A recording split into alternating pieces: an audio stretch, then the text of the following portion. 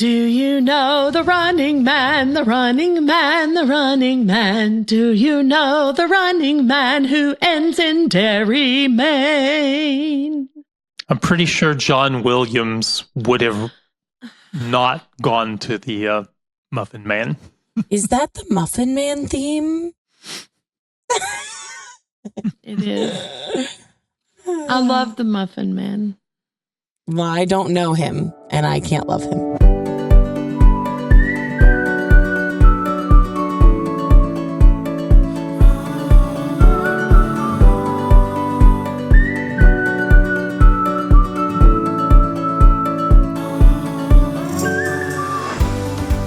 Hey, it's The Book is Better. It is so good to see all of you beautiful baby listeners. And I say see because we're on YouTube now. And if you're listening on a podcast app, you know what? Thank you for listening. You should also watch us on YouTube, but you should just do whatever feels right, whatever feels good and right in your own mind. There's something in the Bible about that. I live out your truth. Welcome, one and all. We are talking about The Running Man today. If you have not seen or read The Running Man, it was a film in 1987, but that was after it was a book in the 80s. I don't remember the date. And we'll get there. The 1987 one, is it even the same story? The answer is no. So who even cares if you haven't seen that one? But we'll talk about it anyway. So we are going to spoil all three versions. There's a 2025 film, The Running Man, the book, and the 1987 film. And we're going to spoil all of them. So you should just let us because we're delights.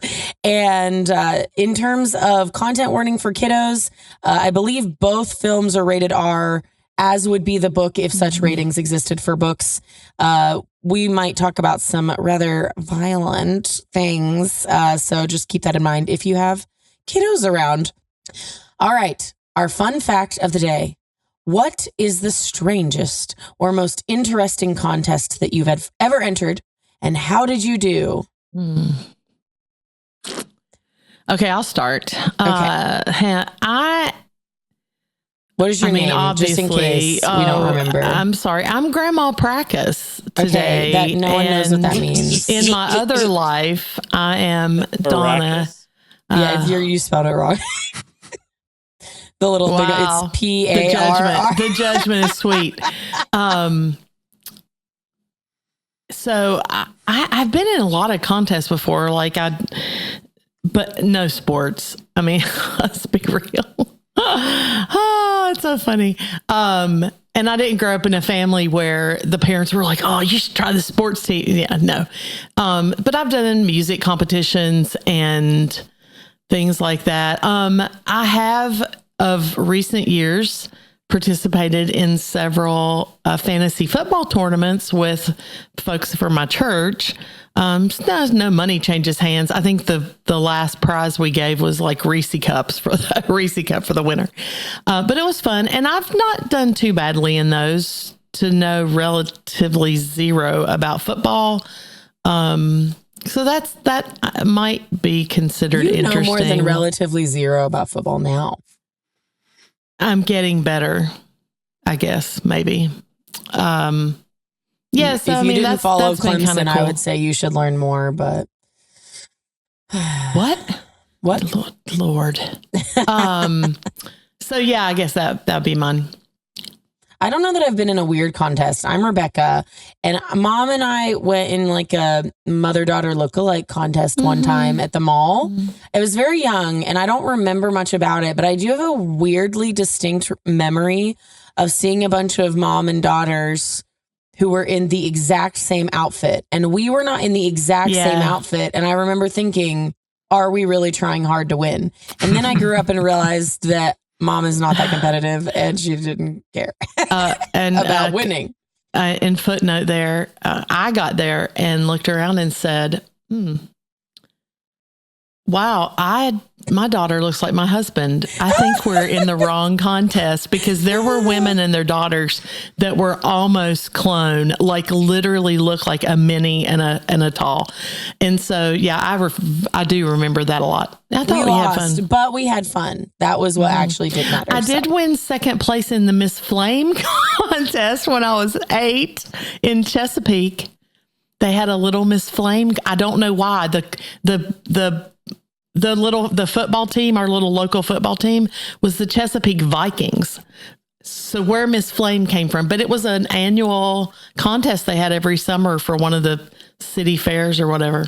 I don't know what contest have I ever entered. I guess I'm Josiah. In college.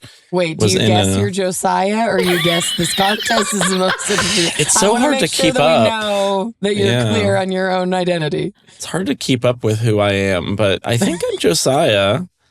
And in college, I entered a Super Smash Brothers Melee video game tournament in Benson Hall, and I got past the first round, just barely based on luck. And then I realized these people are a lot more serious about Super Smash Brothers Melee than I ever have been. Or will be. Or will be, yeah. I might be a little better at Ultimate, the newer ones, but the old ones, no, that has a whole meta that I have no concept of. Wombo combo and wave dashing.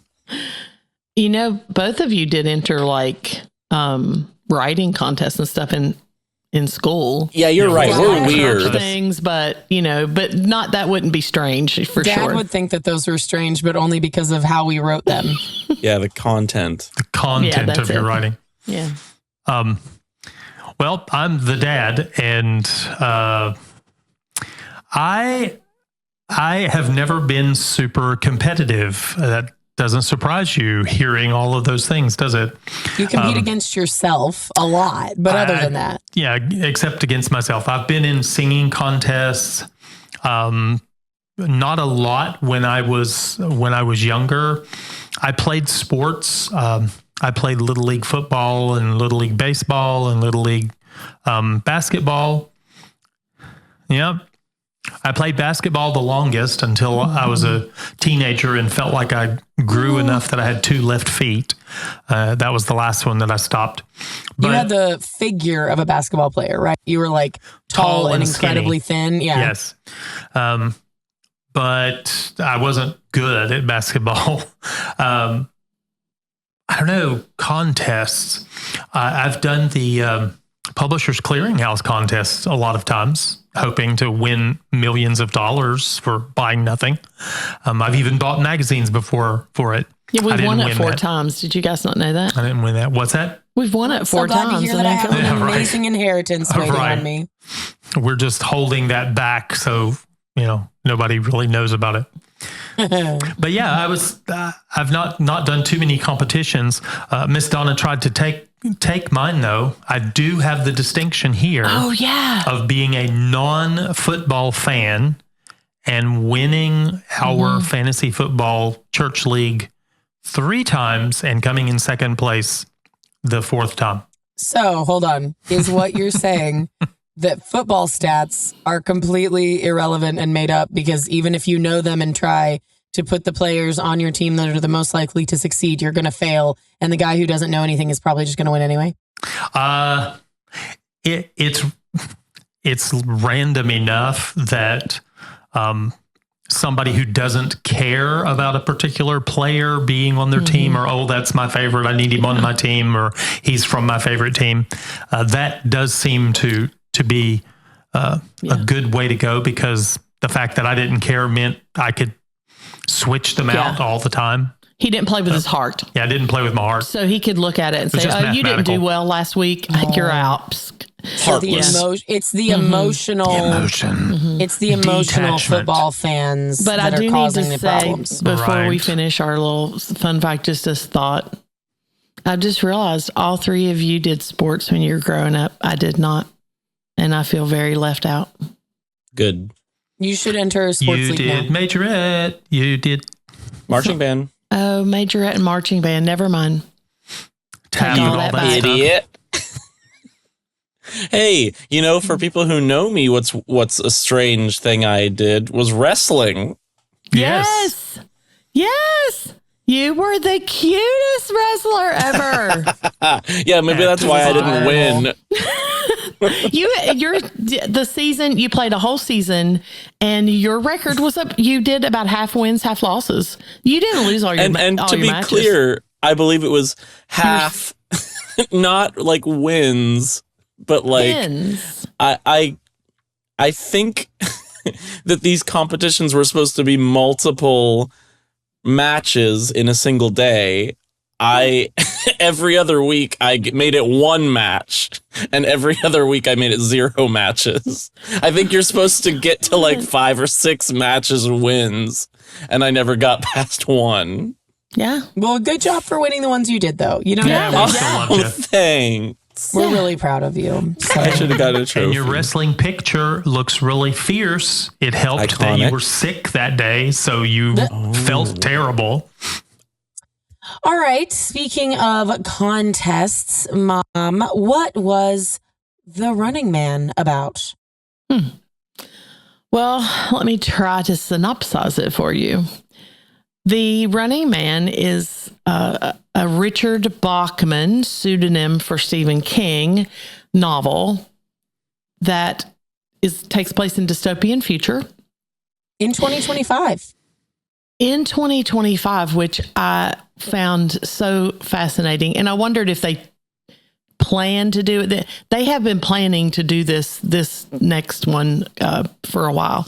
I did read about that a little bit. They'd been wanting to get it. It's set in dystopian future of 2025.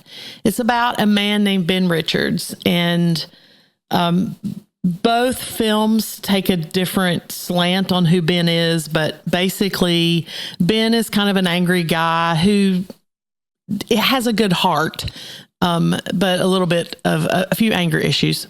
Anyway, Ben enters a contest called The Running Man on the nationwide broadcast system, and similar to other dystopian things like maybe Hunger Games, where they have national television, everyone has this freebie in their home, and the broadcast network has several game shows. Running Man is the most violent and fever pitch ones they have, and he ends up in this contest. And basically, he has a period of time that he runs from hunters. And if he can make it to the end, he makes a buttload of money. As you go through the story, you find out that in this dystopian world, the government control is far-reaching and, I guess, cleverly fools citizens that they're really a part of this, or their opinions are important, et cetera, et cetera. But you end up finding this is just a grand manipulation to control the people. And in both iterations of film and in the book, there are some conspiracy things going on that Richards finds out about and tries to expose. Whether he does a good job of that or not, I guess we'll discuss a little bit. But in the end, it's really hard for me to sum this one up, guys, because honestly, Well, I don't want you to give us the spoilers for the end. We can get to that part if you want. The end is fascinating. It is. We'll tell you more. How's that? Oh, yeah. I like it. I would say, I noticed in all of them, I think the theme, one of the major themes was definitely class inequality. So how much money you have determines, how your life kind of comes out. And I did think it was interesting that they did make a point. It reminded me of the Hunger Games, that the show or shows were if you were paying attention, the shows were there to ensure that the populace was distracted and not focused on real life, which, is kind of fascinating. Yeah. So as we get into discussing the differences, why don't, Mom, you tell us a little bit about our main character? I think that's the most important one to start with. So our our fellow Ben Richards, a little bit about his role in the 1987 film. He is a convicted ex-soldier, and we find out quickly that he was framed for this, but he is serving jail time. He's poor, he's pitiful in the book, and if you can imagine, Arnold Schwarzenegger in 87 was not scrawny like the Richards in the book, but that's okay.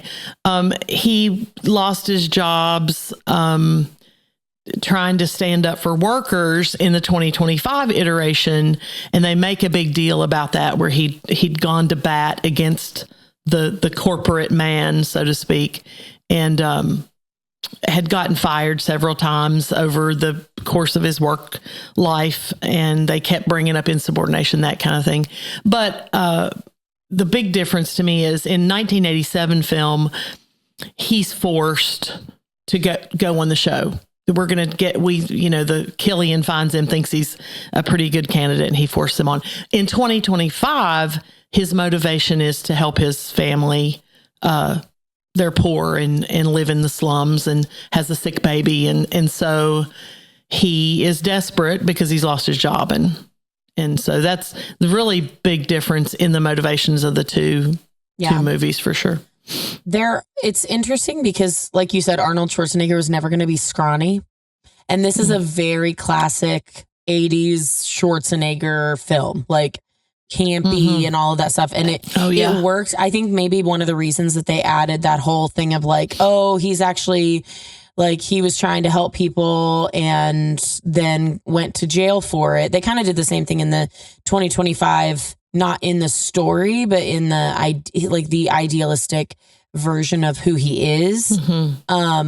But I think maybe they did that partly because like Arnold was never going to be a pitiful looking person. I would say King's portrayal in the book is maybe the most kind of, I don't know if flat's the right word. He's not a flat character, but he's very like, he's uncomplicated, and he doesn't have a lot of motivations other than the very simple, I want to take care of my family. And the film versions both had kind of larger, more lofty, idealistic like motivations, in addition to the 2025 also. And obviously having a family to protect. I will say, as we go along here, and you use the word campy for the 1987 film, I thought as soon as we started watching it, and probably 10 minutes in, my mind went to Schwarzenegger in the Batman film he was in as Mr. Freeze, where it was that colors, just over the top dramatization of things.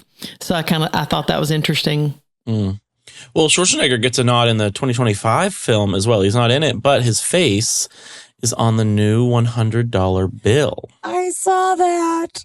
They apparently talked to him ahead of time and said, we put a gift for you in the new film because they were honoring the fact that he was in it. It was funny because there was absolutely no mention of who it would be on, and you don't have to talk about who's on your money, right? But I just thought it was funny that they put him there as a cute little Easter egg. Well, I read a little thing about like a tip for writers, and Josiah, you should use this for your TikTok channel and adjust it as you see fit. But there was like a tip that one of the writers I follow said, it's fun to sit down and like within your novel, like think about the invisible government systems and some of that, even if you never mention it, because that kind of world building, even if you don't use it in the book directly, it can be so helpful to knowing the little things people say and side comments and things that just kind of cement the world that you're in. And so, I like to think of like the Running Man's 2025 version as like Arnold was their last president or something. Yeah, that makes sense. And shout out to our wonderful offspring. They both have TikTok channels and that you need to follow, Becca's Book Nook and T. Josiah. You've got it's your T. Josiah author, right? Or do you have a cuter name? Something like that. Yeah. So they both have some pretty awesome TikTok channels and do some fun vids on that and Instagram. So thanks, Mom. I'll Venmo you that $100 we talked about. Well, we're doing this at the time that the 2025 movie has been released, but we talk a lot about the 87 film because it's the one that's been around for so long with Schwarzenegger. But can you imagine if the star had been Christopher Reeve of Superman fame? No, I actually can't. It was going to be Reeves, but there was too much problem getting all of that worked out. And so he was replaced by Arnold Schwarzenegger. And you know the look of the 87 film, the campiness or whatever. Well, that is because of a director change. Andrew Davis became the director after George Cosmatos was dropped with Reeves. Apparently, there was a lot of problem getting started, and they were late. Schwarzenegger has actually criticized Glasser's final product. He said it came across more as a television show, which he felt like took away from the great potential of the source material. It is interesting because there were a lot of like TV shows during that time that did it. There was a very big distinction between something that was made for TV and something that was shown on the big screen. And one of those big distinctions was campiness. The look. Yeah. So can you imagine this film, the 2025 one that just came out, being played by someone else? Ben Richards auditioning for the part of Ben Richards that did not make it in the final version. Chris Evans, Chris Hemsworth, and Ryan Gosling. Ryan Gosling, too small. How dare you insult my man? I'm glad they didn't do Gosling because Project Hail Mary is coming out soon, and I just I want to think of him in that role right now. Yeah, and so I think it would have annoyed me to watch something else with him in it, but that's just a dumb reason. Yeah, None of those characters, none of those actors, though, are as unusually different as the potential ones for the 87 film. All of these fellas fit into a similar place. They're handsome, buff. Yeah. Yeah. To me, Chris Hemsworth, he seems too bulky like Schwarzenegger was. Although we saw this guy walking around shirtless long enough to know he's pretty bulky, Well, but he wasn't a small frame, skinny. I think. He's a small frame, I think, sure. Yeah, I did think that was interesting that they're poor and he has trouble. They're concerned that their child can even get medicine, but he's in incredible shape. But I'll give him a break. They did give them time before the competition for him to bulk up and yeah, that's true. Okay. Yeah. Sheila Richards, who was the wife of Ben Richards in the book and the 2025 film. She's pretty similar in both in terms of personality. She loves her daughter, willing to make choices that are tough to provide for her. Ben and she are in love. All those are the same. The biggest difference I noticed was in the 2025 film, she was a dancer at a club, and there was even a sequence about how she wouldn't go and dance and cross a line. She wouldn't let the guys touch her, but her friend was teaching her how to get better tips and stuff because they were so broke all the time. And so I think it's interesting because in the book, she was a prostitute. She stood on a corner, and that was a thing. That was so hard for me. I was so heartbreaking. Well, it's hard because you understand in this context why. In the book, they explain it, and it does feel like it's just one of those things that it's gotten so bad. If this is the only way you can make money, then it's the only way you can make money. But in 2025's film, I thought maybe one of the reasons they did it that way was because it felt like it gave her a little more agency. You know what I mean? As a woman, it didn't feel like she was quite as relegated to having to actually be a prostitute, but she would still do a dancer job, Mm-hmm. Yeah. I think it says a lot about Stephen King. Oh, okay. I think it says a lot about him and how he has looked at the world and perhaps still looks at the world. The timing of the novel puts it at a period of time where he apparently thought that, things were going to be dystopian in the future, and that people would just be desperate, would be living in desperation. And so desperation, he painted this way, which neither of the movies paint the desperation the same way that he does in the book.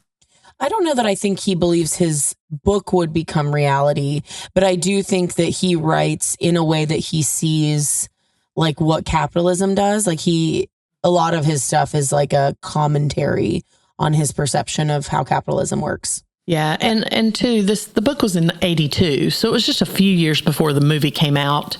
A lot of stuff we do, the book was written, several, like even decades before. But this one was pretty close to the time the film came out. So think of women's roles in that time period. You could do things like that where it made sense in 2025 that one, she was a dancer and they were teaching her how to give good tips, but she was real clear. I'm not letting this happen or that. And it was still so weird for me that it was like that, but I could see it. But that was for the new movie. Yeah. In the novel. Oh, she was full on. It was during the Reagan era. And, it's just kind of strange because at that point in our nation's history, women were very empowered. One of Reagan's counterparts was the Prime Minister of England, Margaret Thatcher, a very strong and powerful woman. Yeah, but for King, he's 50 years in the future, 40 years in the future. So anyway. Well, Damon Killian, he's the producer on the show, and he's the mastermind behind The Running Man in both the book and the film. But in the 1987 film, they condense him and Bobby T. So Damon is also the host in the Arnie film. Which, by the way, oh my gosh, like it was very clearly, okay, wait, I say this. When did The Price is Right come out? Because if it came out after this film, then The Price is Right. It was long before that. Okay, good. Then the film in 1987 absolutely wanted it to feel like The Price is Right. In my humble opinion, that was. Oh no! Have you ever seen Family Feud?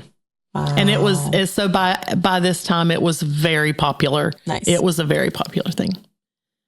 Yeah, Family Feud. The person who played Richard Dawson, I believe, played that character, the Killian and host combination. He actually did a game show.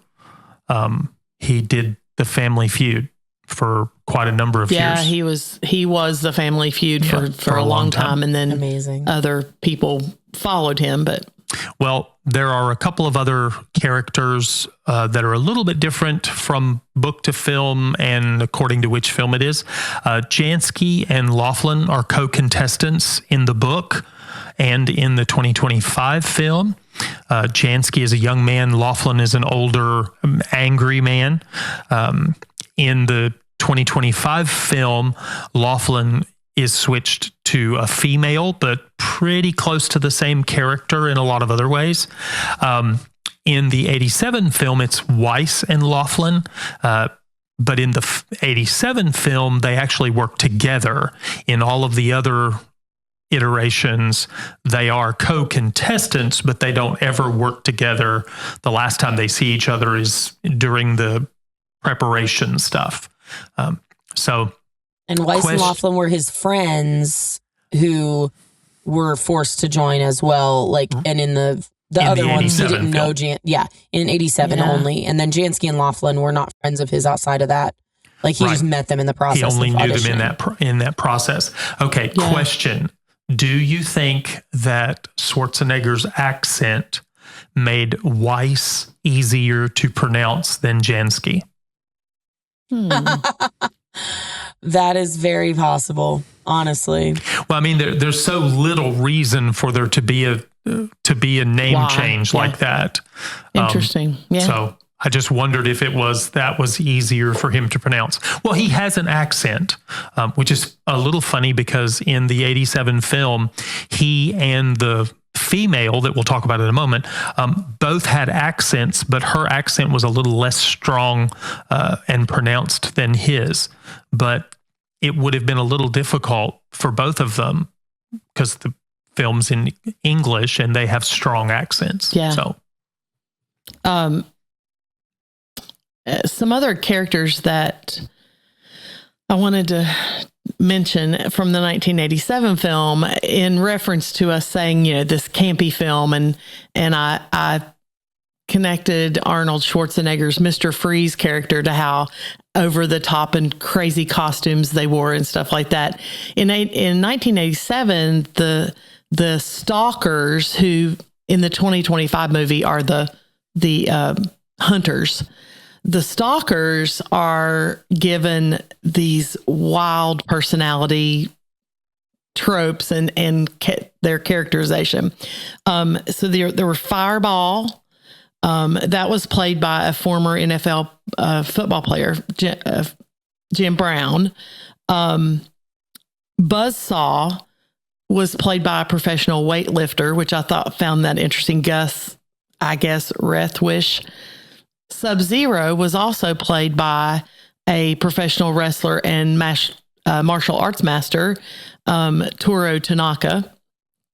And then Dynamo was a member of the U.S. wrestling team, Erlen Van Lith. These are their real names, Dynamo. And then the last one was Captain Freedom, and they pulled in professional wrestler Jesse Ventura. And so I thought it was very interesting that they used people who in their real life characters or their real life jobs personas had similar professions, and they just took them, out. They just took them over the top, put wild costumes on them. I think they were it took me out of the concept of this guy running for his life, but for the film, it was what it was. So oddly enough, most of the reviewers that we listened to after they saw the 2025 film, they missed those.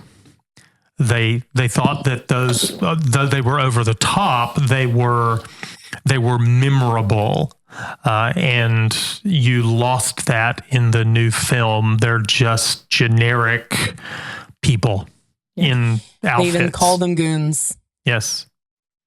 It's interesting. I think that it reinforces, though, the tonal difference between the three works, because I think that the book itself is a thriller, but it definitely moves into horror. By the end, it leaves you with that empty horror feeling. It's not just an action thriller.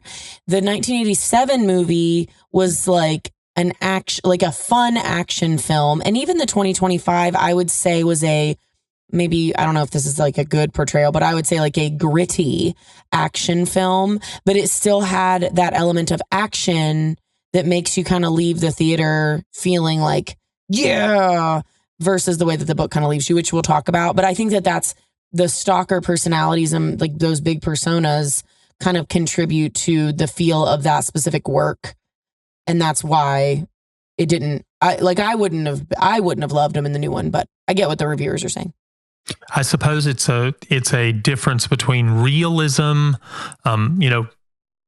extreme realism, which is more popular today, than campy entertainment kind of things that would have been more popular then. I mean, there were still lots of realistic style movies, but for a movie that felt a lot more like a comic book, it was less realistic. And you can see that in the Batman movies that Donna mentioned. You can see it in other superhero movies, as opposed to the ones that were more recent that took these fantastical things and tried to make them look and feel like they fit into the real world. Back in 87, it was like, hey, these are fantastical things. Let's make it fantastical and make it look like a comic book, because it sounds like a comic book, a rough one, but still. There's another character that I really liked in the that got more screen time or a larger part, it seemed, in the 25 film. And I don't think he doesn't get very much time at all in the 87 film. But it's Elton. There's a whole scene. That's the guy who played Scott Pilgrim, right? Yeah, Michael Cera. Yeah, and he got this segment of time in the new film where he sticks it to the man, kind of, and in the book, pretty much as soon as he walks in, it seems like his mother has turned them in and they have to go running, and it's just a drive and he dies. So his part in the 25 film is larger, although there again, when I was listening to reviewers, they felt like it was a strange insertion in the way the movie had been going up to that point. So I have an opinion question for Josiah. I loved this character. Like, I thought he did a great job of playing a total conspiracy theorist psycho guy that wants to get them. So I thought the scene was cool to me, but it took me out of the suspension of disbelief of this life or death thing that Ben Richards was doing. Like, I get where it was in the plot and how he helped him. Do you agree with that? I felt like the whole time I was watching, I was like, he's such a convincing psycho crazy guy that's just had all this time to plan and plot, and now he gets it, and he gets his final wish. Do you think it worked in there? Oh, I mean, I think that the whole film would probably have benefited from being more like the Elton Paracas scenes. And a lot of the film was too real for its own good, too based in reality, down to earth sort of stuff. Whereas the Elton Paracas stuff felt like the movie that the director wanted to make. Okay, but it did feel out of place. That kind of helps me. Mm-hmm. That makes sense of how I felt then, because I was like, Hot we were Fuzz? here. Yes.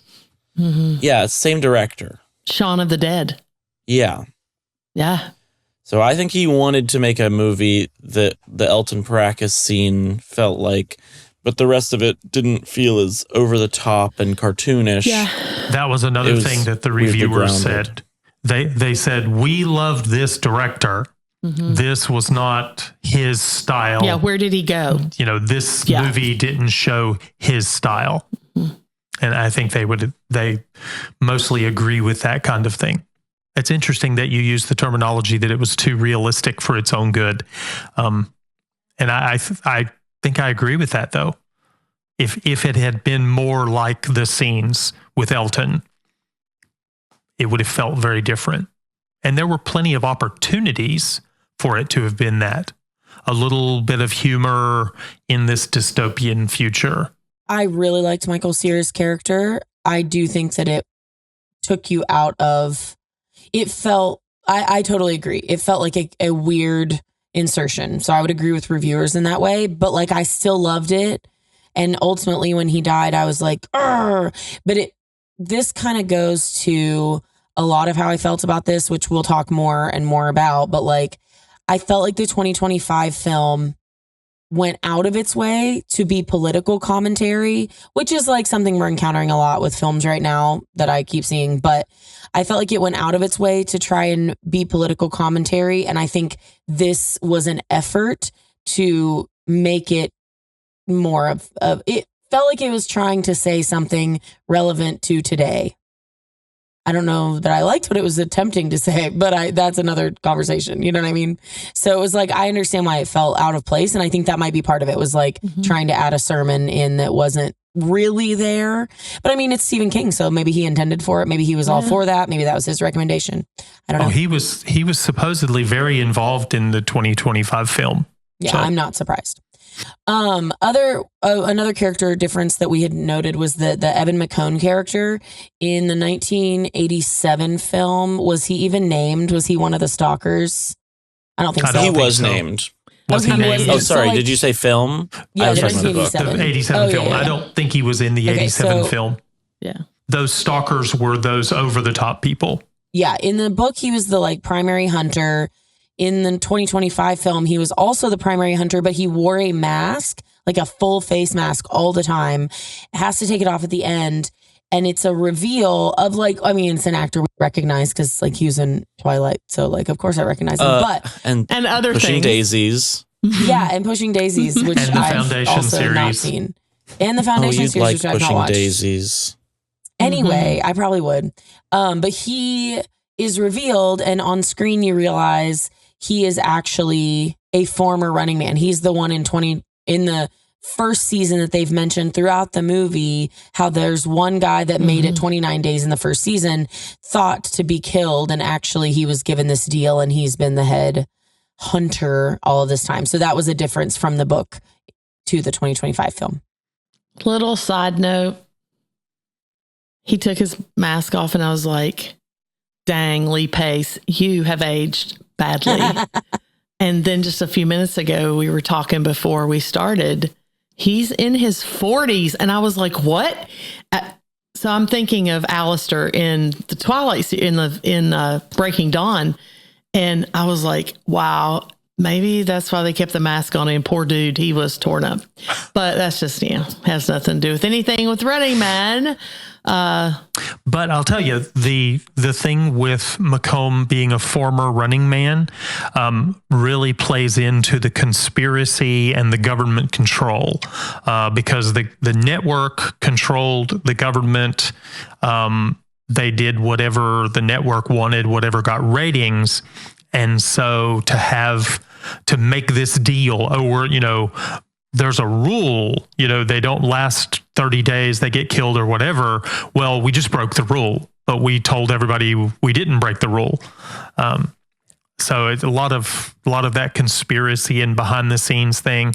And they discover, I think, in the book and the 25 film, that there are ways that the government is tracking him, that he doesn't know about or shouldn't know about, that technically they're not supposed to be tracking him. At least, he sends in those videotapes or whatever, and they're not supposed to track him that way, but they do. There are things about that track him. So that is one thing I liked about the story, was the unspoken part was they're not just tracking you for this game, dude. They're tracking everybody. And they know where everybody is, and they know. And so to me, I felt like going that way with it, which goes back to what we talked about with Elton's character, with Elton's character,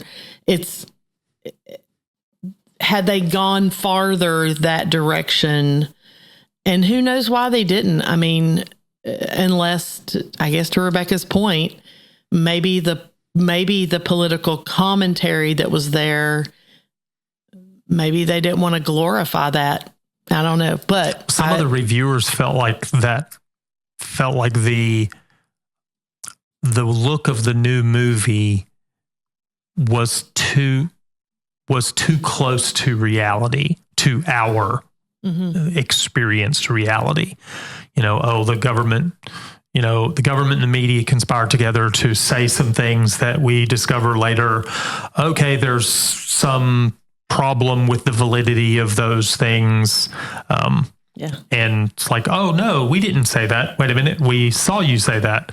It's a little bit like the things that we talked about in one of the previous 1984, that the government says this group is our enemy, and then they change it to another enemy, and we know it, but the people say, oh, well, that's always been our enemy. No, they just changed it. Yeah. But no, everybody believes it's always been what they are. So both of those have some similar comments about the government and the media, et cetera. Mm-hmm.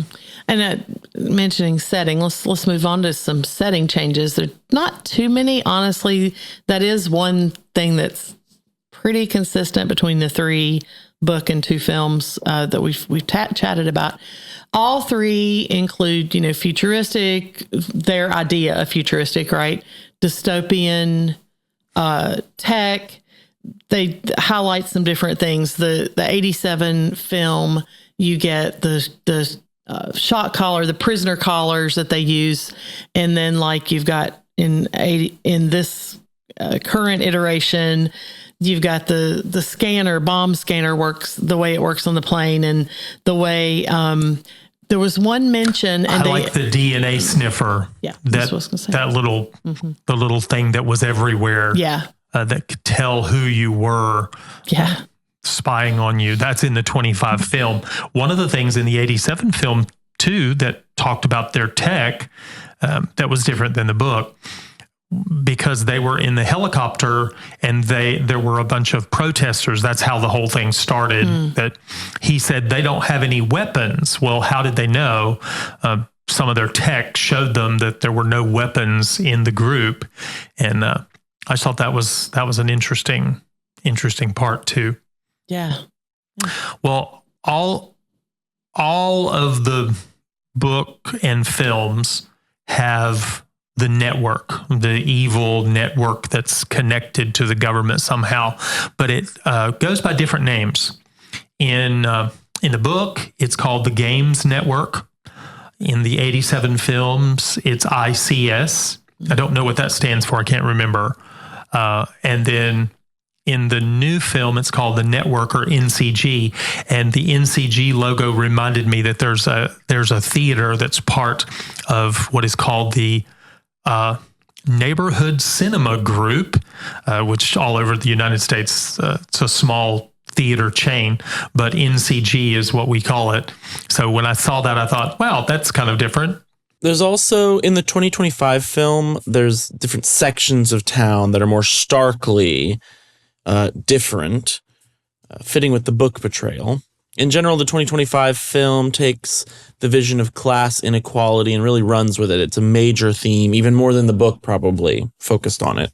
I think in the film, there's a guard at the gate into the higher class part of town, and you have to say, what's your purpose for coming in here? I think that the book makes it clear that these places are very, very separated.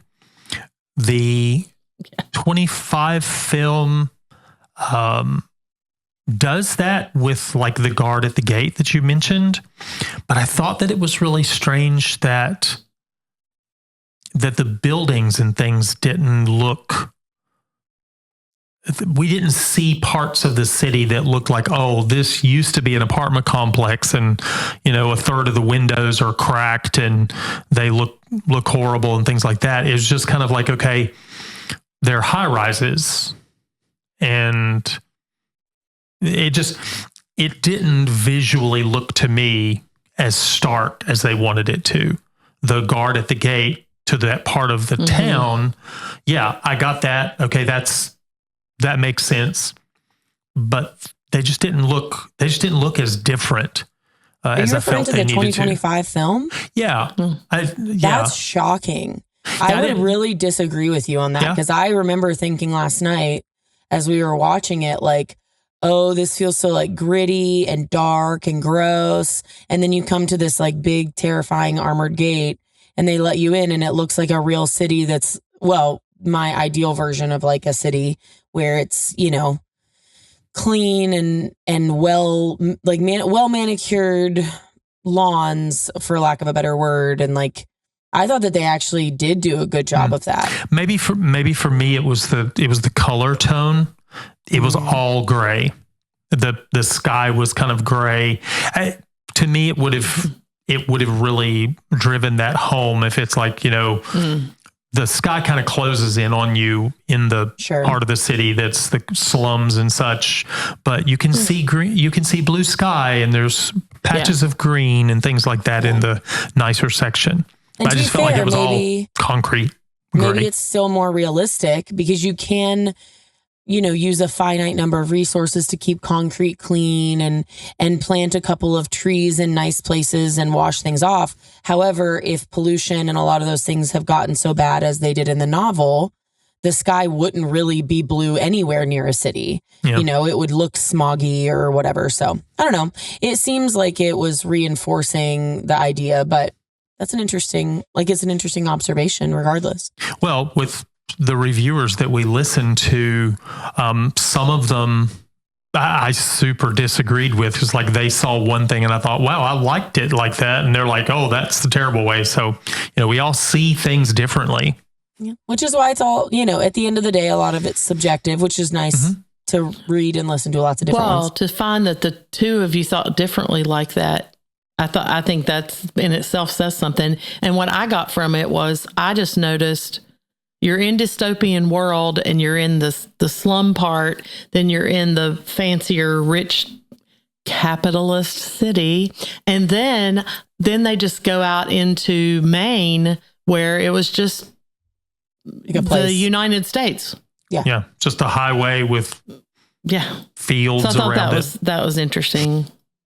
Another setting thing I thought was really interesting in the 1987 film, like we've talked about, it's like not a 30-day thing. It's just like one night. So they put them in, for lack of better terms, an arena. I don't know if that's the word that they use, but they put them in an arena. And I was trying to figure out what this reminded me of, because I knew that it has elements that the Hunger Games reminds me of, but it wasn't just that. And so here's what I've come up with. In the 1987 film, the arena was a mixture, which is funny because both of those things came after it, but it's a mixture of the Hunger Games, the third book, like where they're in the town and it's several city blocks, but they're like hooked up and like things happen and whatever, but also 90s Batman films. It's those settings mushed. There's together. some other setting that's mushed in that we might mention. You guys may not be familiar with the movie Escape from New York. I've heard of it, but I've never seen it. The concept is finally crime is bad enough that basically they've cut off the island of New York, and it is now the prison. It's like Alcatraz. And so when somebody's sent to prison, you just drop them off on the top of one of the towers, and whatever happens. The Escape from New York. So there are parts that are just super gritty, and this reminds me of that. That's what some of these, especially the 87 film, reminds me of. Okay, here's a large section of a city, perhaps, that we just let it go, but we use it as the arena. We've got lots of cameras in there, and there are bums and people that live there, and they'll just make it more interesting. But yeah, we've just kind of written it off. Call it the arena. Makes sense. Well, the book and 2025 film actually visit Derry right before the climax of the story. The book, It, takes place in Derry, another Stephen King book, where Pennywise the clown lives. Maine I put it on the schedule for us to cover twice, and I just keep taking it off because I knew Dad would complain, and now I don't really want to cover a lot of Stephen King stuff, so we won't cover it, but I'm really glad that you pointed out that's his novel. Maine is a significant location in at least a dozen of King's novels. Is he from Maine? I don't know, but I would say probably not. It probably is some sort of like a magical place to him. Rural Maine. Dude, he was born in Portland, Maine. Portland, Maine. In 1947. Truly magical. So it is home. Gosh, he's old. He's 78. That's wild. But yeah, when you said it, I was like, there's no way he was born in Maine. Come on. And man, right there it is. There is. Dun, dun, dun. So there are some additional changes to the plot and timeline. For instance, in the book format, it's so many hours and counting. The film of 1987 seems to have been a one-night game show. In the 2025 film, it's a 30-day game show. So that's a little different from the different works. And I did pay attention in the book when they changed the XX hours and counting. If it was like 59 hours and counting 60, they do small time jumps. They don't do like 60 hours, 5 minutes worth of plot, and then 59 hours where it's exactly picking up the same spot. He actually wrote it so that every time there's a time jump to the next set of hours, you can tell that they're jumping to the next thing, or enough has taken place to fill in hours of worth of time. But it's a countdown to the end of the story. Yeah, I did try to keep up with that as I was listening, because I was like, oh, key, when he says this many hours, I was like, okay, Donna. Because a lot of times chapter changes, I'll miss something. And I did kind of pay attention to that. So in the 87 film, we start out seeing that Richards is a noble guy.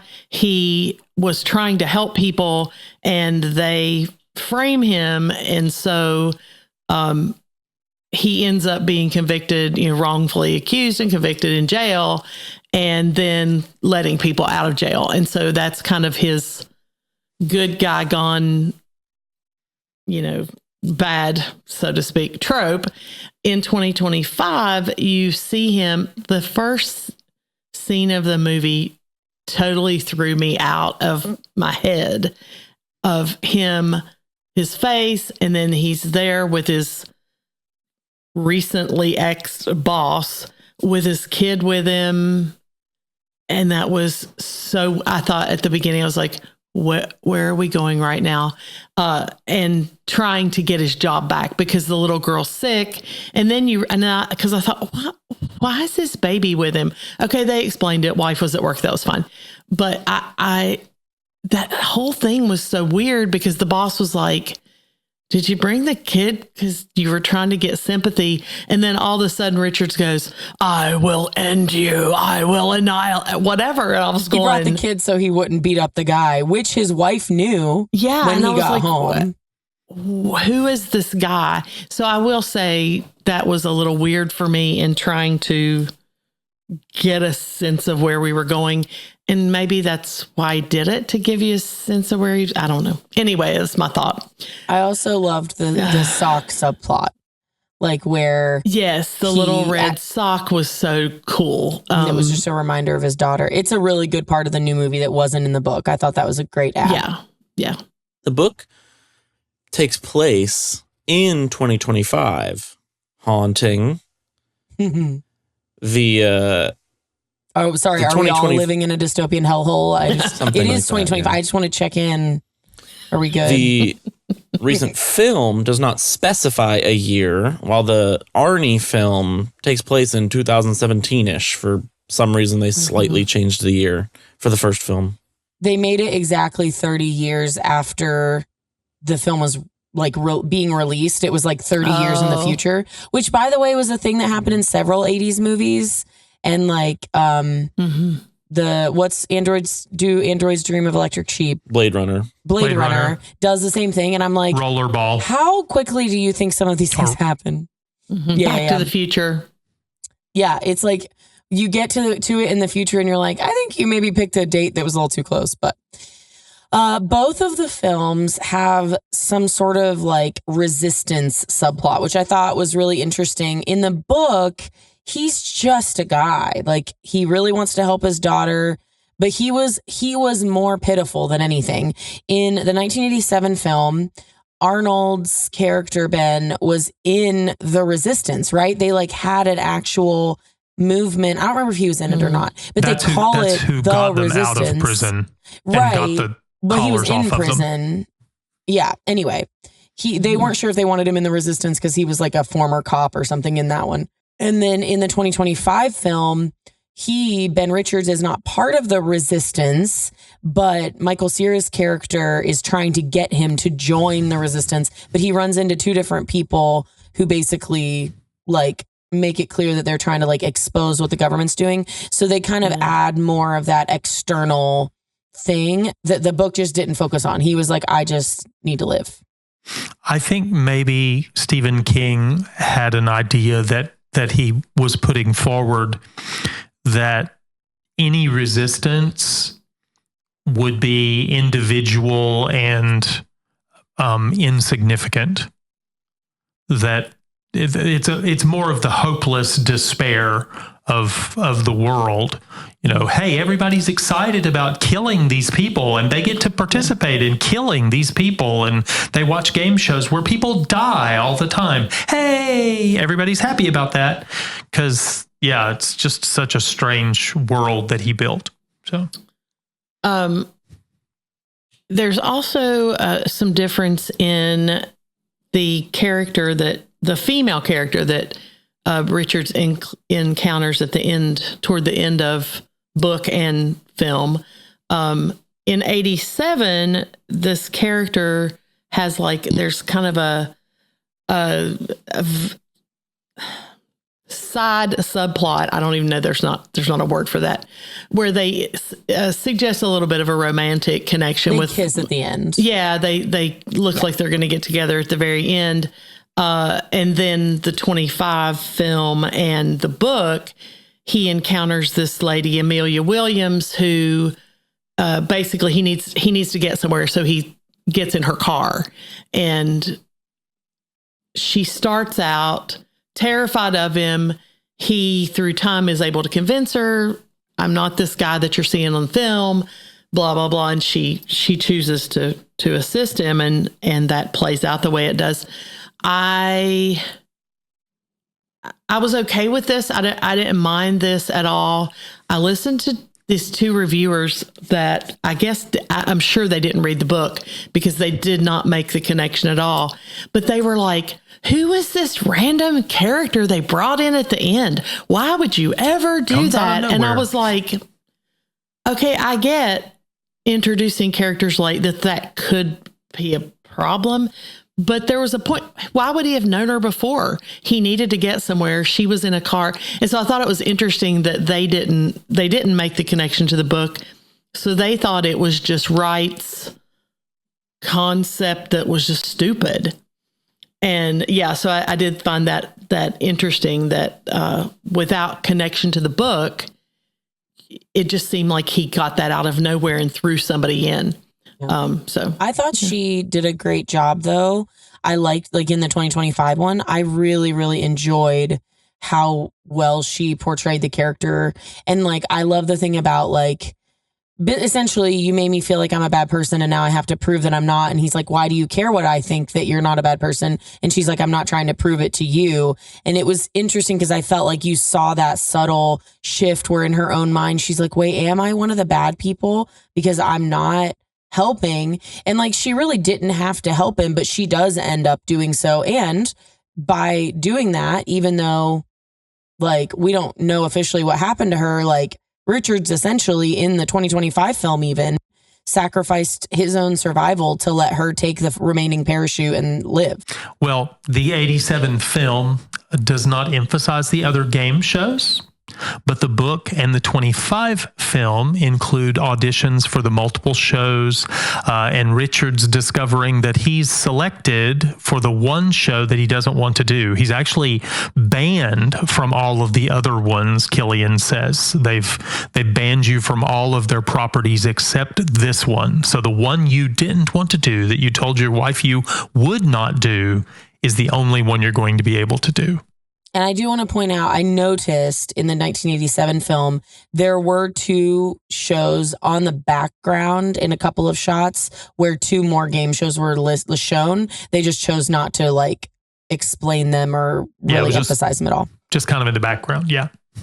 I'm not sure if you caught this, but Josh Brolin did fine as Killian. I mean, the character he played and the way he did it is fun. I couldn't get away from the fact that Josh Brolin's been in so much stuff. I saw Josh Brolin.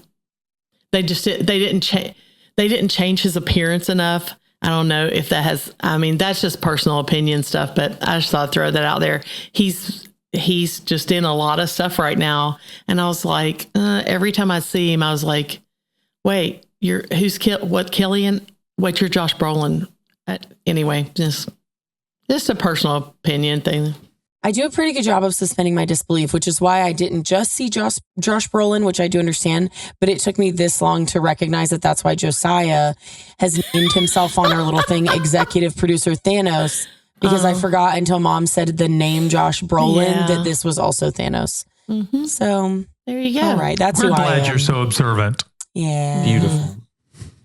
So smart. Well, you know, in the 2025 film, Ben Richards is standing in line to get into the network building, and they have to stay quiet in the line, and look forward. Someone's coughing up behind Ben, and he collapses and starts chucking up, and Ben is like, "This guy needs to be helped. This guy needs an ambulance or whatever." They probably doesn't say ambulance, a doctor. And it kind of reinforces his standing up for the little guy persona. And he has to fight police because the police are like, you have to keep standing and look forward. Don't make any noise. I think they literally said, don't help him. And they send him to the back of the line that he's been waiting in for hours. Stupid. Mm-hmm. I get it. We also find out about his plots to help workers get better conditions at former jobs. Yeah. And how he was insubordinate, so he got fired. Which kind of makes sense to me. I got it. I got what they were trying to get, but I thought they tried too hard. I thought they tried too hard to make him a good-hearted guy who is a 200% rage monster. I thought they tried too hard to get there. Also, they in 1987, Richards is required to go to go on Running Man, or they threaten him by saying your friends, who they obviously know he's going to care about, are going to go in your place. And then, like we just talked about, in 2025, he's still compelled to go on, but you recognize pretty quickly that Killian just recognizes him as a rage monster, and he knows it'll make for a good show. So, in the 87 film, he signed on to do it to keep his friends from having to do it. And once he's strapped in, they say, "Oh, we've added your friends, so they're going to go in with you." You're so kind. Yeah. To make him more angry. That's when he says his famous line, "I'll be back." Oh, yes. That is when the Schwarzenegger line comes in. So one of the things I wasn't sure about in the 1987 film that I was like, what is happening? Because I watched the first part of the movie twice, because I watched it like 3 weeks ago, and then I was like, I'll just start from the beginning. I want to see the whole thing. The dance sequences at the beginning of the show in 1987, which I'm pretty sure are not mentioned in the book. I don't think that's a book thing at all. The dance sequence was like almost 5 minutes long. I literally clicked through it the second time because I was like, I don't want to see this many butts again. And whatever else you want to say about it, I will give whoever made this movie a little bit of credit, because the 2025 movie dance sequence was A, much shorter, and B, much less skin showing. Like the 1987 one, if I'd had little kids in the room, I would have like I don't know, like it was French over the top. The French cut bikini shorts were huge in the 80s. Especially if you look in at exercise wear. Yeah, dancer size and jazzer size and all that crap. That shape of bikini leg was huge, and it just was butt everywhere. So I will say we found out later that Paula Abdul was the choreographer for that 87 dance sequence that was 100 times too long. But this posed a question for me, and I just want to say it because I think it's an interesting thought. But I do not understand why so many movies in the 80s tried to make futuristic things look mostly like things looked in the 80s with like very minor changes. That was something I thought about a lot in the 1987 film here. I think the same thing about Total Recall. I just feel like we see that Blade Runner's another example where it's like very, very little seems to be changed from like stylistic anything. And then they're like, look, this is the future. And I'm like, so in the future, they've made no technological advancements? Like, well, that's how it feels. I think some of it has to do with the fact that fashion repeats itself. Are big legged jeans coming back in now? I wore those in the early 70s. Yeah. Fashion has a tendency to repeat itself. Now it adjusted, but it repeats itself. And so I think that's one of the thoughts of the future thing. But Josiah has directed and acted in multiple straight plays and musicals where they take the source material and they put it in another time. And they change up the costumes and they change up the setting and they change up the whole feel of it, but it's still the source material. So to Rebekah's point, why not, like, style goes in a cycle, right? So high-waisted, big leg pants were in during the Friends era, and they're cycling back in now. So why not look back at other styles and go, okay, how can we imagine that? Blah, blah, blah. Yeah. Anyway. Well, it's also easier to costume. Yeah, whatever. If you don't have to make that many changes, if you don't spend $1 billion on the costuming budget. Come on. Seamstresses and designers can make anything they want. Let's get real. Okay. Sorry, I'm salty. And I think that there's a little bit of hindsight because whenever you are in the modern day, you don't really think of the fashion happening in front of you as modern day. It's like, oh, this is just what fashion looks like. True. Not this is what the modern day fashion looks like. It'll be outdated in 5-10 years. Yeah. Well, one thing that bothered me in the 2025 movie was after the run begins, Richards gets some help from a friend, Molly Jernigan, who is going to offer him a share in his store. Just an offhanded line that William H. Macy delivers. Yeah. And I was like, oh, well, that's devastating. You really should have mentioned that yesterday. Yeah. I do want to clarify that offer and all of that is not in the book from Molly. But there is a guy in the book named Molly that he goes to get papers from. It's just a guy who knows who he is. He pays him new dollars and he leaves. Forger. It's not like a friend. And it was like, this actually bothered me more than the Michael Cera thing in terms of like departure from the vibe of the rest of the film, because it felt like, wait a minute, hold on. You have this best friend who like runs, a shop, and what do you mean? Like, it just, that threw me off, I think, more than the other, for sure. And William H. Macy is tortured to give up the information on all of the forged documents that Ben got from him. That was a dream sequence. That was a dream sequence. He wakes up because he has this vision of his friend being tortured.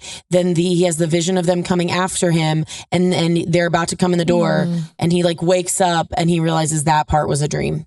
I think that was part of the dream sequence. I don't think he actually betrayed him. Then how did they find him? Oh, they found him later because they said a few scenes later that they found him through the tapes he was mailing in. He said these tapes are traceable. And so it was shortly after that he met up with a guy who said he would send the tapes on his behalf. And so they supposedly weren't tracking him through the tapes, but they say it's like not very long after this that they say something about the tapes. I remember in the book, they promised him, yeah, we don't track you through this. And he thinks to himself, oh, yeah, right. Yeah. Yeah. And I think, too, I get like Macy's like, oh, yeah. Or Molly's like, yeah, I'm sorry. I was waiting to tell you. And I thought at the same time, okay, Ben Richards, you have a friend that owns a business. Why weren't you there yesterday asking for the job? Like begging for something, Yeah, so I kind of thought it was like they put it on Macy, like, "Oh, I'm so terrible. I should have told you." And I was like, "Well, They haven't talked about this before. yeah, you had not discussed it." Yeah.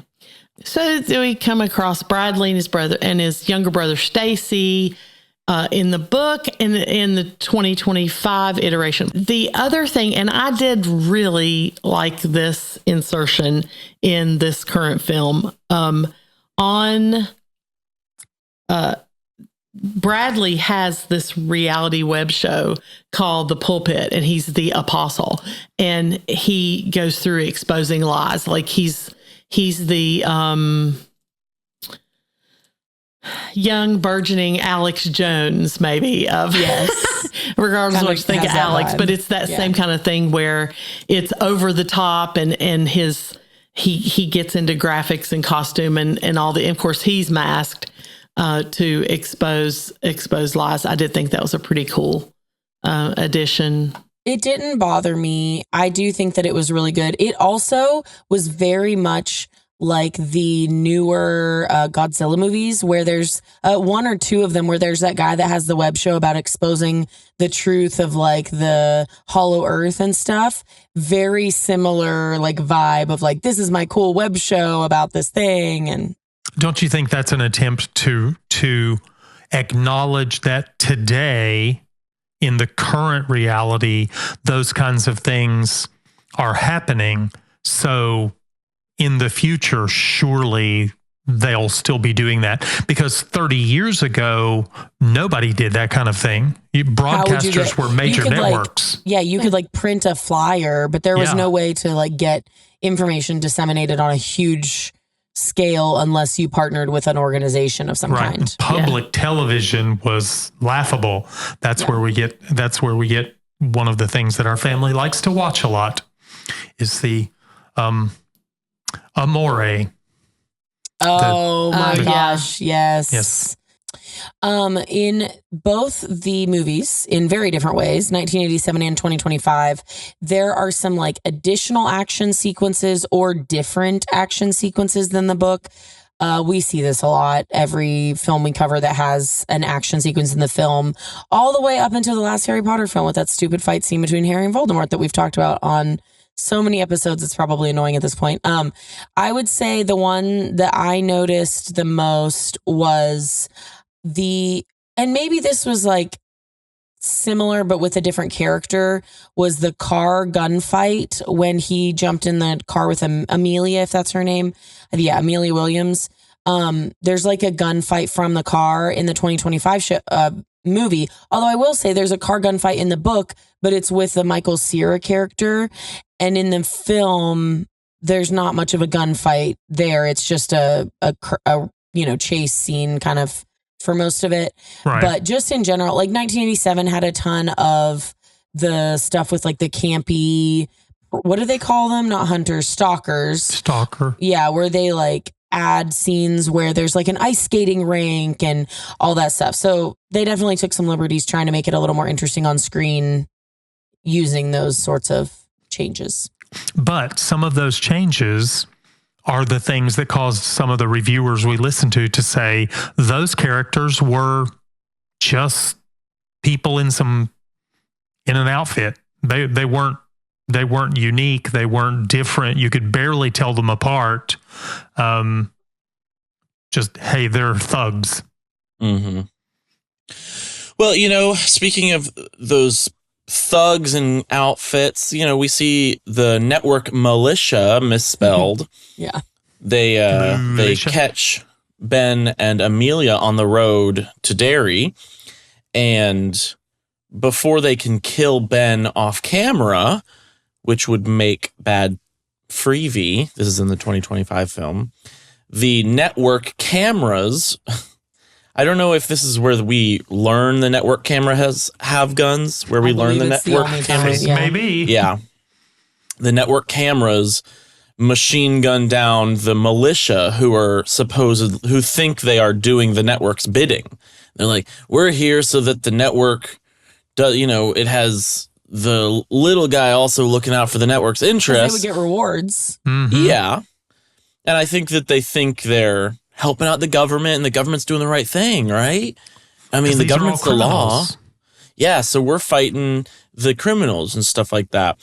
And then when they're murdered, that's one of Amelia's moments of realizing that the network is lying and she doesn't understand. Why would the network do this? Yeah. It's like, it's bad TV, bad They're freebie. manipulating the situation to hurt people that thought they were on the right side of things.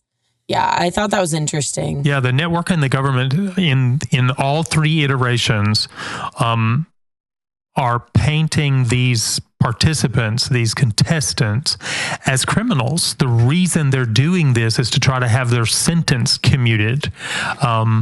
So they're all criminals, and if you want them to face justice, because it seems like it would be a lot harder to say, here's a father who desperately wants medicine for his child, and he's going to try not to be killed, and we're going to give him money if he survives. Help us kill him. It's like that doesn't quite work as well. So they paint them all as criminals, and it's bad TV if you do it off camera. So although we want everybody helping us, we don't want everybody helping us if it doesn't fit with what we want to do. And I also think about the Laughlin murder was by two kids and a flamethrower. And it's like, why didn't the network do it to them? And I guess it's like, well, maybe it's good TV. Maybe they didn't want to kill kids. I think they pointed out specifically, someone mentions it, I think, I don't know if it was Amelia, that they had let the kids that were not the network hunters do the last kill. And they said that they would never allow both of the big kills of the season to be done by non-network hunters. So it was like, it has to be the way we decided, or those people who think we're on their side, that like they're expendable as well.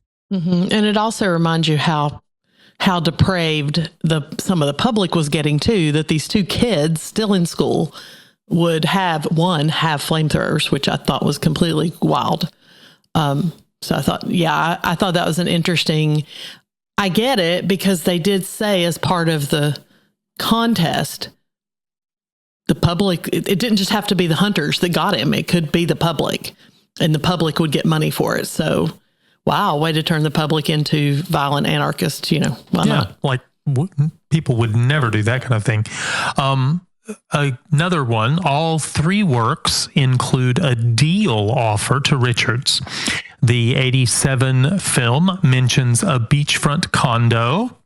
The book is that he would become one of the hunters.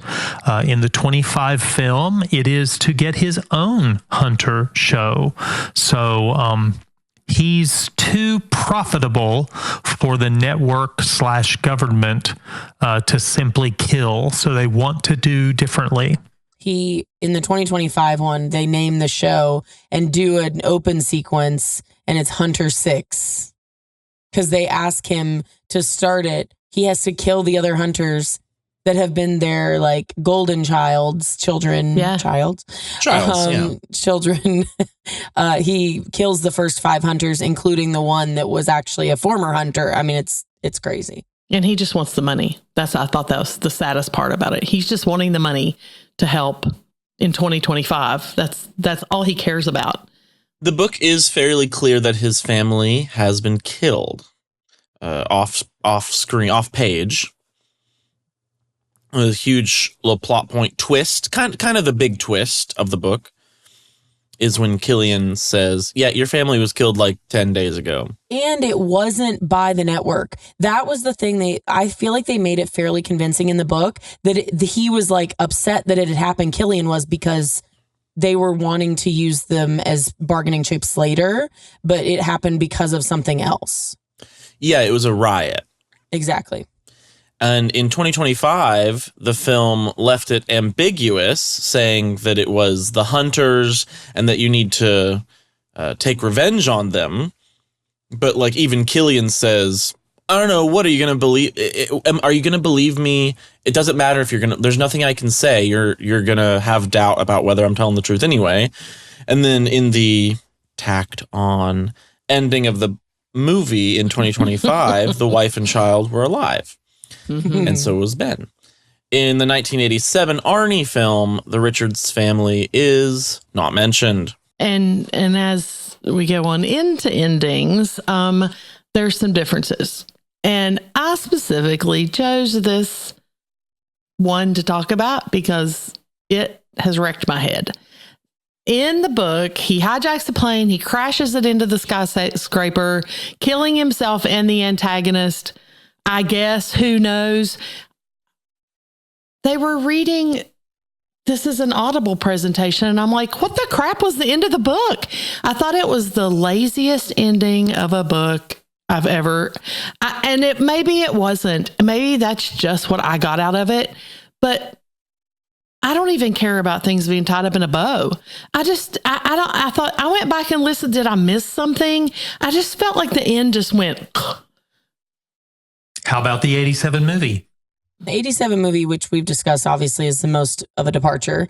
Ben survives the arena. He exposes the lies of the network, and he personally kills the game show host on live television to spark public unrest. So it's very victorious. It cements that campy vibe where like you have to get a win at the end of that or it's kind of a waste, you know? Mm-hmm. Well, the 25 movie, Ben is presumed dead in a similar plane crash to the book, and he's framed as a terrorist. Then he comes back to expose the network's lies and personally kill the host on live TV, sparking public unrest. So there again, they want to wrap it up. I personally preferred the 25 and 87 endings because I thought the book ending was lazy. It was lazy writing. What do we do? How do we end this? Well, blow everybody up. Okay, we're all done. So I don't know if I don't know how Josiah feels about this either. I think I might agree with him more than you guys this time, which is less common, but I actually didn't mind the book ending for what it was. And I say this because A is a very Stephen King ending where you kind of like suck the air out and make you feel really hopeless. Like that's kind of he likes to end things that way. However, I also thought because the second half of the book in particular really started to bleed over into the horror genre, where we talk a lot about his intestines being out on the floor and they catch on things and he steps on them and how it feels and all that. You get into the really Stephen King side of the writing there. But I thought it was feeling more and more and more like a horror film. And so to me, then the end was like, yeah, there is no hopeful ending. Like the point is, he's going to accomplish something, you know, and he was mad and he was mistreated and yeah, maybe he'll get his comeuppance a little bit, but not without dying. Like there is no actual hope that he's going to live through this. I appreciated the book ending for what it was. I actually did not mind it. I also enjoyed the 2025 ending. I did think, and I think Josiah might mention this later, there was part of it that felt kind of tacked on, which we can talk about like in our final verdicts if we want. But in terms of that ending, I thought that because they took the movie in a more dystopian action film, but didn't make it feel like a horror film, it felt appropriate to end it with more of that, like kind of the, yeah, we got him kind of vibe. I don't think it would have worked as well in the film to end it like the book. Like you could have, but I thought that they designed the film to have a more predictable ending, predictable meaning the good guy lives. And so it didn't bother me that they changed it, but I also understand and kind of didn't hate the way they did it in the book. I mean, the ending was so tacked on in the 2025 movie. It was, you know what it reminded me of? Very odd comparison. Wild Robot. Really? It was like, oh, yeah, the focus tested groups did not like ending there, so they did a quick reshoot and put something quickly together that, you know, just kind of tacks on to the end. The test audiences found it too unsatisfying. Yeah. Now, what I wouldn't have minded was, and it would be like sad and cynical, is that the people paid for the family's groceries, which was kind of silly. But it wasn't Ben. It was people that he inspired. That would have been nice. And then don't go to the end where Killian gets Molotoved. That would have been something fine where it's like, okay, the family did live, which is a kind of a twist and a confirmation that Killian was lying. And that it's like the Batman movie with Robert Pattinson, is that at the end of the movie, Batman figures out that his main goal shouldn't be to defeat criminals. It should be to inspire the townspeople to be good and hopeful. Well, and the that's lady, not Stephen King's outlook on life. No. The lady at the end that he gets in the car with, hijacks the car. When she says, I need to prove that I'm a good person. And he's like you said, Rebekah, well, why do you need to prove that to me? And she says, I'm not trying to prove it to you, which that sentiment would feed into what Josiah is saying for the ending. If somebody else had said, your husband inspired me, people are beginning to notice and change. So let's talk a little bit about numbers. The book release was on May 1st of 1982, shortly before I graduated from high school. Aww. What a good year. The movie release was in 1987, film on November 13th. Important date to remember. And then the 2025 movie, there was a premiere at the Odeon Lux Leicester Square in London on November 5th. And then the UK wide on November 12th of 2025. But the US and worldwide release was again on a November 13th. Just 2 days ago from the time of this recording. The book rating on Goodreads was 3.89 out of 5, and that's 159,000 ratings. So it's a solid rating to me when you get up in that high number. And we'll see if I agree with that at the end. Rotten Tomatoes, the 1987 critics rating was 59%, just short of fresh. And the 2025 critics rating, 63%. So far, with just its beginnings, it's got a fresh rating. We'll see if that holds on. I'll be interested to see. I'm fascinated that those two ratings for the 87 film and the 25 film are so close to one another. Yeah, I would have expected 59% and 78 or 80%, but yeah, they're awfully close. It's up to 65% just in the past couple hours. Okay. Okay. Yeah, I pulled those numbers last night, so that is interesting that it's gone up a little bit, gone up and not based on reviewers we listen to. We'll see if it hangs in there. Let's see where else. IMDb, the 1987 film gets a 6.6 out of 10. The 2025 gets a 6.8 out of 10. Again, remember, this is as of about 12 hours ago, so it's going to be changing, I'm sure, as through the weekend. Flickster audience score had a 1987 got a 61% audience poll, and then 2025 got a 63. Can you see if that's any different? It has gone up 79%. 279? Wow. Yep, okay. That's as of this morning. That's crazy. Yeah, and I will just mention here, I think this has been a horrible year for movies. Shout out to Nerdrotic if he ever hears this. I appreciated the podcast he put out just recently talking about how abysmal this year has been in movies.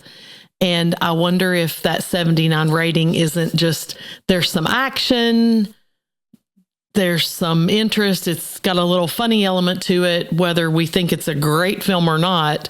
And I wonder if that's where the rating's coming from, because people are just they want to be entertained. Let's go on. All right. Box office. The production cost in 1987 was $27 million.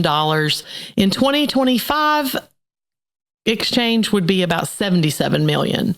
So it's a decent amount of money spent on the film. And 2025 the budget was $110 million. So a little bit more. I'm kind of surprised it wasn't a little higher, but I guess, we'll see. Opening weekend in 1987, they pulled in $8.1 million. And as of last night, the projected box office for the week, for this opening weekend, they're projecting 17 to 20 million. Their Thursday night box office had hit 1.9 million. So we'll see. Maybe that audience rating will pick it up and give it a good first weekend. Most of what I read suggested they're thinking this will probably beat out Now You See Me for opening weekend and the other stuff out this week. The USA-Canada gross for 1987 was $38 million. Nothing significant international-wise as far as international viewing for the 1987 film. And so the numbers I have for total, obviously, are for 1987. It ended up making $38 million. So it beat its production cost, not by as much as they probably wanted it to. And who knows, they might pull in a little bit more with this new adaptation coming out. The movie, as we stated before, was rated R, both films. And then the 2025 film was done in multiple locations in the UK with, I don't know this, a few scenes shot in Bulgaria. I didn't look farther to see what those were, but most of what they did was done in the UK. And 1987, I think, was primarily film set, like, on film stage or whatever. But I did notice that the 87 film, I did read a little bit that the sets and things, I mean, they did a lot of crazy, building and creating of just wild sets for that. So much of it would have to be practical. Yeah. Much less CG. For sure. So getting into some of the little interesting trivia things that we had found, in 1987, the film was supposed to open in July. They moved it because Predator, also starring Arnold Schwarzenegger, was coming out that July. Interestingly, though, two things. Number one, Predator Badlands premiered in theaters just a week before Running Man, 2025. However, in 2025, they were supposed to premiere on the same weekend. I know that because I had looked up the Running Man release date over and over to schedule our episode recording, and it changed 2 weeks before the movie came out, which my guess is to avoid literally the exact same thing. Now, I will say the one big thing here is I don't think Glenn Powell is in Predator Badlands. No, so it wasn't because of the same main character. Yeah. But that's a hilarious thing. So. Okay, so Stephen E. D'Souza, who wrote the 1987 screenplay, told the New York Post in a 2019 interview that the film was the inspiration for the reality show American Gladiators, which first aired in 1989. D'Souza did our previous episode subject, Die Hard, as well. Mm-hmm. Wow. Mm-hmm. A little bit of a run in his career there in the late 80s. And American Gladiators, I would have to check this out to be sure, but I feel like one of the gladiators may have been the last person in the 87 film, the one that worked for the network. I can't remember what his name was, but the one that was one of their commentators. Oh, that might have been one of the gladiators' names, you mean? Yeah, I think he might have been one of the gladiators. It would have only been 2 years later, so I can't remember. One of them at least looks like him a lot. Interesting. So for a little bit of film magic, I found this interesting. It's not normally the type of trivia I use, but I thought this was very interesting. So the Running Man 2025 was filmed entirely with digital camera, and that's not uncommon now. But it is the first time for Edgar Wright, the director, who is a like self-proclaimed huge advocate for the use of film stock, and most of his films are shot in 35 millimeter Kodak, which that's another reason it was interesting to me why that detail. But that's who he is, and he's a great advocate for this. He said in an interview with the Playlist that the reason they did this was it was money. So getting the film equipment and everything they would need to properly shoot the scenes, getting it to the places that he wanted to get it into, like not just the travel of it, but actually fitting the film in the right places he wanted to use, would make it more expensive. And they were trying to keep their budget down, which I found interesting that, it doesn't matter why I found it interesting. I just thought it was fascinating that was even a concern. I find it interesting because that may be part of what some reviewers had a problem with. They talked about how Edgar Wright was the look of his film was always a certain way. I mean, that's true. There's certain things about it, and parts of the film seemed like it was done by him, but parts of it didn't seem like it was right. So it could have had something to do with the different type of film used.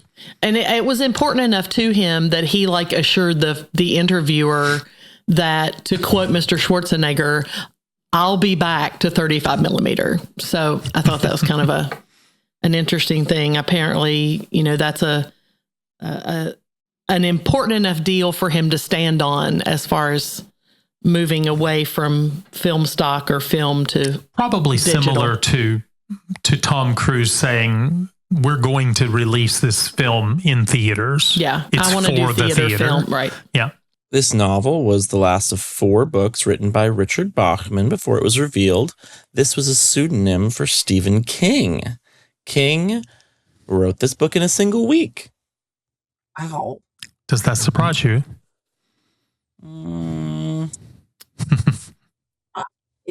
It's fine. It's weird.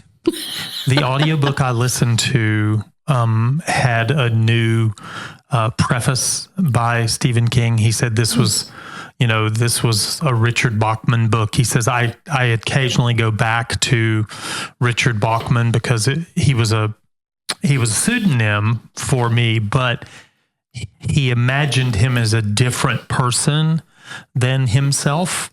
And he's rougher around the edges and those kinds of things. So. Yeah, I got the impression from just the little bit of history I found on it. He would use Bachman, those 4 books, to move away from from horror. And then it sounded like he wanted to hopefully keep the 2 authors separate. And at some point after this one, people found out and started, that's this guy, right? In the introduction, the preface, he talks about the fact that Bachman, he imagines that he has a box of Bachman's old notes for books that he got from his widow after he died, because basically he had to kill him because he couldn't have him. But he keeps looking into Bachman's box of notes to come up with new books. It's an interesting thought. There was some football drama on the set, the scene where the 3 contestants receive their costumes in this one. It is in this film. I didn't say that. Sorry. It's in this one, the 2025 version. It was in Tottenham Hotspur Football Club changing rooms in London. It's reported that the assistant director, Richard Graysmark, wore an Arsenal team shirt, fierce rivals of Tottenham, as an act of rebellion. The Hotspur staff on hand during filming were not amused and asked the film crew to leave immediately after the scene was completed. Apparently, they are real fans. True fans. Tottenham. True fans. Is that Tottenham Court Road from so many British comedies we watch and Harry Potter? Yeah. Fun. Well, before we give our verdicts, I just have a yes or no mini game question for the crew today. Tom Cruise called Powell. I think it was the other way around. No, Tom Cruise called him. They started together in Maverick, and so they've known each other for a while. They're friends, and so Cruise called him with some advice on how not to die in a high action film. And Powell has started acting in this. We're seeing him more in films. His career is really kind of shooting up. And one of his key suggestions was for Powell to film himself when he ran. He said, "You don't look as cool as you think you do." Now, we've heard several reviewers in this past week, as we've watched people talk about this film, call Powell the new Tom Cruise. And they would like show him running and say, look, he's got a little bit of a Tom Cruise run. So I am a huge Tom Cruise fan. So I was curious, now that you've seen the film, would you agree that Powell is becoming the new Tom Cruise? Perhaps. I think he's definitely falling into that like action movie guy. Time will tell if he's like got that level of staying power in the industry, but I can see why people would say that. Yeah. Maybe more of a new Chris Hemsworth. Fair. Yeah, I could see that. I could see that maybe you would refer to him that way. Tom Cruise has a long career in that genre, and a lot of people have come and gone. Liam Neeson, I think that's Liam has his own thing, right? He's got his own, exactly. He was doing the action stuff, but he quickly grew too old to make that happen. You think he has? I still think he's going to keep doing it. Well, he's in parody now, so that probably works well for him. Yeah. But I think it's always a limited run for most people because you have to keep up it's such a physical thing because for today's audience, you have to be able to do the physical stunts. Yeah. When it was James Bond, Sean Connery, not necessarily. You let stunt people do those kinds of things and you could hold on a lot longer. But Tom Cruise has done I do most of my stunts, kind of set a bar. Yeah. And so audiences look at that and probably notice more than we think. I would say, to be fair, Tom Cruise, if you were saying like a new Tom Cruise, I think Ryan Gosling has actually done more of that, especially in like the Stuntman movie that he did, and like that was very well kind of done. making a point of that and whatever. Anyway, so I would even put Ryan Gosling in that category as well. Because nobody's Tom Cruise, just so you know. Yes. Don't argue with me. Don't judge me. Nobody is. But that we'll go on now. Let's continue. Let's do our final verdicts to continue. How does that sound? Yes. Sounds wonderful. Yeah, so I guess I would give the book and movie the following scores. I did not see the 1987 movie. Didn't get the memo. Everyone else apparently did. Sorry, that's probably my miscommunication. No, that's probably my miscommunication. The book and movie both, had some good elements and potential. I think I'm gonna, ultimately go with a 6.5 for the book. And it's hard to give the movie above or below that because it's around a 6.5 for me. Maybe a 6. I think the tacked on ending makes it a little worse for me. It's like, oh, he's alive and he's fighting and he's angry and his anger and violence is the solution to our problems, I think is a harmful addition to society. So let's give the movie a 6. I think the book is slightly better than the movie. I am going to give the the book is probably like a 6.5 for me. Let's give it a 6.5 to be a little more, sweet there. I liked it. I listened to the audiobook. I don't know if I would listen to it again. This is one where I'm like, I rate it a little lower because I rate things high that are like rewatchers or rereaders for me. I think this one is like the build up to whether or not he's going to live was so much bigger to me than the rest of it felt, that I don't know that it has like rereadability. I think the movie, honestly, I'm also going to give a 6.5 because for me, I said earlier, I kind of liked both of them for what they were, but I had specific issues with both of them too. I really enjoyed the movie. I think that the tacked on ending is not bad critique. I think Josiah is right. I think some of the other reviewers are right. I think that that's something that worked because of what audiences want. And I am an audience that kind of likes wrapped bows. Even I thought it was a little heavy handed, but I don't know. I think that it's been implemented well. And then I would say the 1987 film for me is like a 4.5.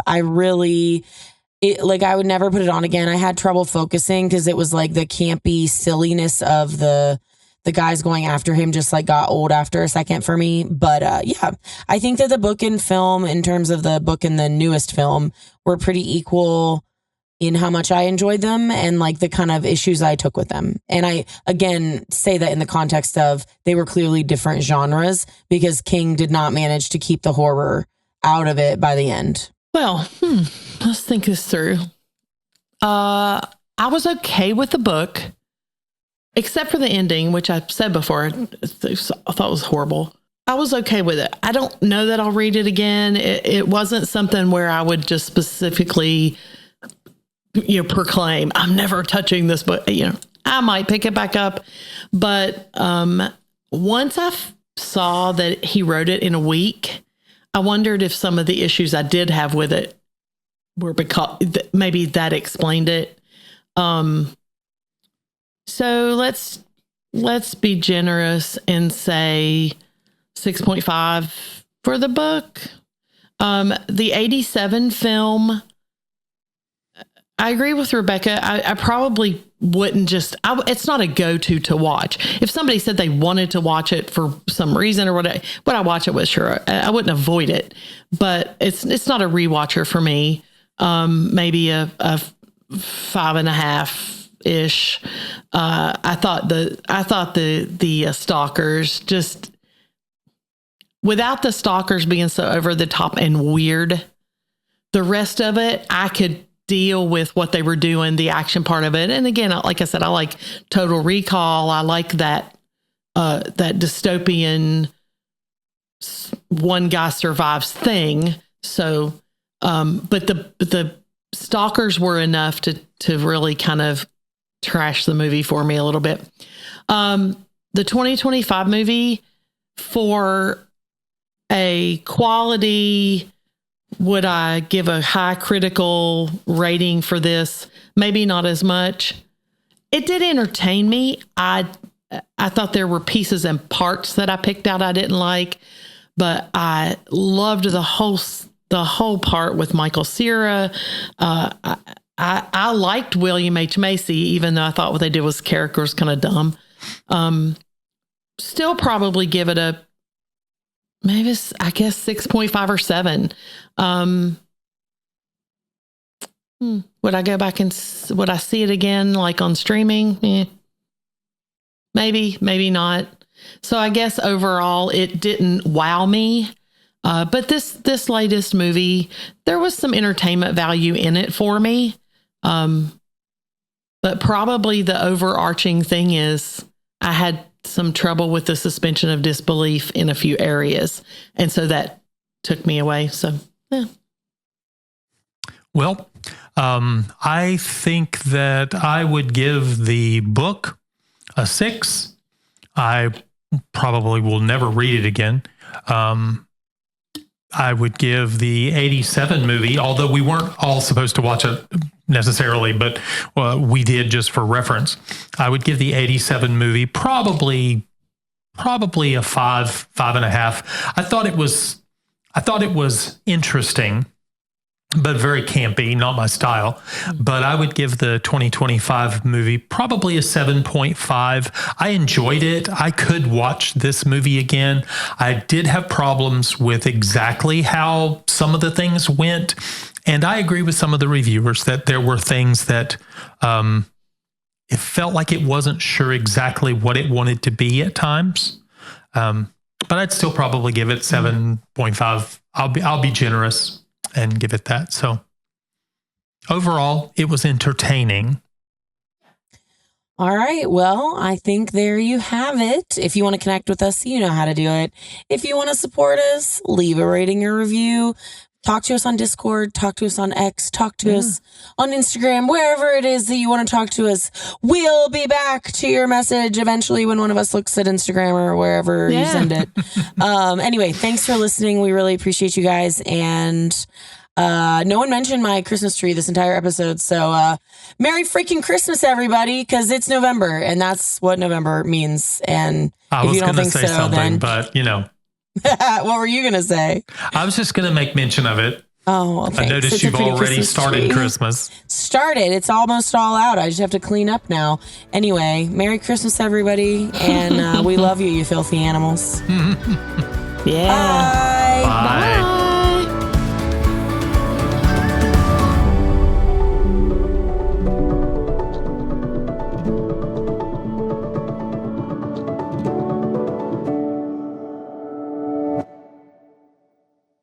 It's Hickey Doo. Glenn Powell. Glenn Powell. Thank you. I'm bad with actor names, every time but I don't hear call the them name- Hickey Doo. Every time I hear the name, I think of Colin Powell. Yes.